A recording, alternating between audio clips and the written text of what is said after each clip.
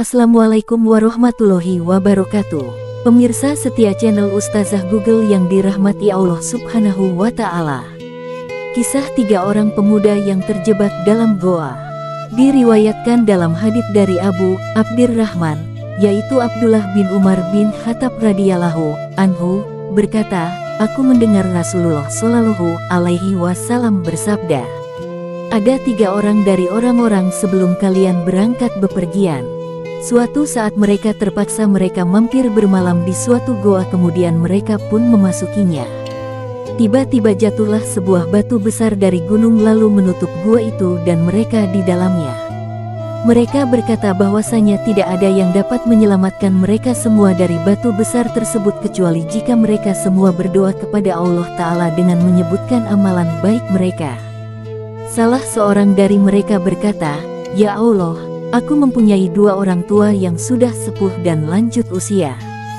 Dan aku tidak pernah memberi minum susu di malam hari kepada siapapun sebelum memberi minum kepada keduanya. Aku lebih mendahulukan mereka berdua daripada keluarga dan budakku, hartaku. Kemudian pada suatu hari, aku mencari kayu di tempat yang jauh. Ketika aku pulang ternyata mereka berdua telah terlelap tidur. Aku pun memerah susu dan aku dapati mereka sudah tertidur pulas. Aku pun enggan memberikan minuman tersebut kepada keluarga ataupun budakku. Seterusnya aku menunggu hingga mereka bangun dan ternyata mereka barulah bangun ketika subuh, dan gelas minuman itu masih terus di tanganku. Selanjutnya setelah keduanya bangun lalu mereka meminum minuman tersebut. Ya Allah, jikalau aku mengerjakan sedemikian itu dengan niat benar-benar mengharapkan wajah-Mu, maka lepaskanlah kesukaran yang sedang kami hadapi dari batu besar yang menutupi kami ini. Batu besar itu tiba-tiba terbuka sedikit, namun mereka masih belum dapat keluar dari goa. Nabi Shallallahu alaihi wasallam bersabda, lantas orang yang lain pun berdoa, ya Allah, dahulu ada putri pamanku yang aku sangat menyukainya. Aku pun sangat menginginkannya, namun ia menolak cintaku. Hingga berlalu beberapa tahun, ia mendatangiku karena sedang butuh uang. Aku pun memberinya 120 dinar. Namun pemberian itu dengan syarat ia mau tidur denganku alias berzina. Ia pun mau. Sampai ketika aku ingin menyetubuhinya, keluarlah dari lisannya, tidak halal bagimu membuka cincin kecuali dengan cara yang benar, maksudnya, barulah halal dengan nikah, bukan zina. Aku pun langsung tercengang kaget dan pergi meninggalkannya padahal dialah yang paling kucintai. Aku pun meninggalkan emas dinar yang telah kuberikan untuknya. Ya Allah, jikalau aku mengerjakan sedemikian itu dengan niat benar-benar mengharapkan wajah-Mu, maka lepaskanlah kesukaran yang sedang kami hadapi dari batu besar yang menutupi kami ini. Batu besar itu tiba-tiba terbuka lagi, namun mereka masih belum dapat keluar dari goa.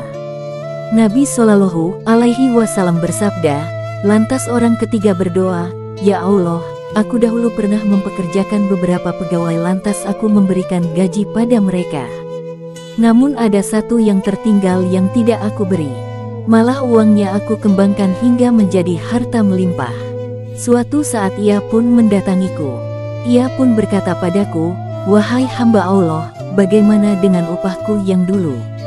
Aku pun berkata padanya bahwa setiap yang ia lihat itulah hasil upahnya dahulu, yang telah dikembangkan, yaitu ada unta, sapi, kambing dan budak.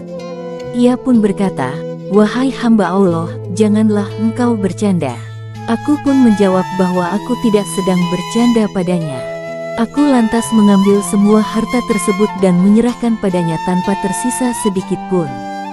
Ya Allah, jikalau aku mengerjakan sedemikian itu dengan niat benar-benar mengharapkan wajah-Mu, maka lepaskanlah kesukaran yang sedang kami hadapi dari batu besar yang menutupi kami ini. Lantas goa yang tertutup sebelumnya pun terbuka, mereka keluar dan berjalan. Hadits riwayat Bukhari nomor 2272 dan Muslim nomor 2743 muttafaqun alaih. Faedah pertama dari hadits ini, disyariatkan berdoa dengan menyebutkan amalan solih dan ini termasuk bentuk tawasul, mengambil perantara dalam doa yang dibolehkan.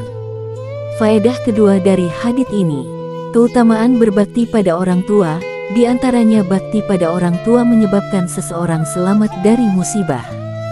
Faedah ketiga dari hadits ini, keutamaan mendahulukan bakti pada orang tua daripada istri, anak dan budak. Faedah keempat dari hadits ini, diperintahkan banyak berdoa pada Allah dalam keadaan sulit dengan bertawasul pada Allah melalui amalan sholih. Faedah kelima dari hadits ini, keutamaan menjaga diri dari terjerumus dalam perkara yang diharamkan semisal zina. Faedah keenam dari hadits ini, keutamaan bagi orang yang bisa menyelamatkan dirinya dari zina dengan segera menikah. Faedah ketujuh dari hadits ini, keutamaan orang yang meninggal zina karena takut pada Allah.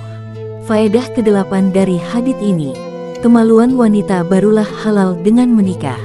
Faedah kesembilan dari hadits ini, bolehnya mengupahi orang lain dalam suatu pekerjaan. Faedah ke-10 dari hadits ini, keutamaan memenuhi perjanjian seperti dalam hal menunaikan gaji. Faedah ke-11 dari hadits ini, keutamaan menunaikan amanat dan berbuat baik dalam muamalah. Faedah ke-12 dari hadits ini, adanya karomah wali Allah. Faedah ke-13 dari hadits ini, ikhlas dalam beramal menyebabkan selamat dari kesulitan yang menimpa karena dalam hadits disebutkan, "Ya Allah, jikalau aku mengerjakan sedemikian itu dengan niat benar-benar mengharapkan wajah-Mu." Faedah ke-14 dari hadits ini, diperintahkan berdoa pada Allah dengan kesungguhan dan ikhlas saat tertimpa kesulitan, ditambah dengan menyebutkan amalan sholih. Faedah ke-15 dari hadits ini, Ibnu Rajab Al-Hambali rahimahullah berkata, melakukan ketaatan memudahkan terkabulnya doa. Oleh karenanya pada kisah 3 orang yang masuk dan tertutup dalam suatu goa, batu besar yang menutupi mereka menjadi terbuka karena sebab amalan yang mereka sebut. Di mana mereka melakukan amalan tersebut ikhlas karena Allah Ta'ala. Mereka berdoa pada Allah dengan menyebut amalan soleh tersebut sehingga doa mereka pun terkabul. Faedah ke-16 dari hadits ini, Allah tidak menyia-nyiakan balasan bagi orang yang berbuat amalan kebaikan. Semoga kita bisa mengambil teladan dari kisah ini. Hanya Allah yang memberi taufik.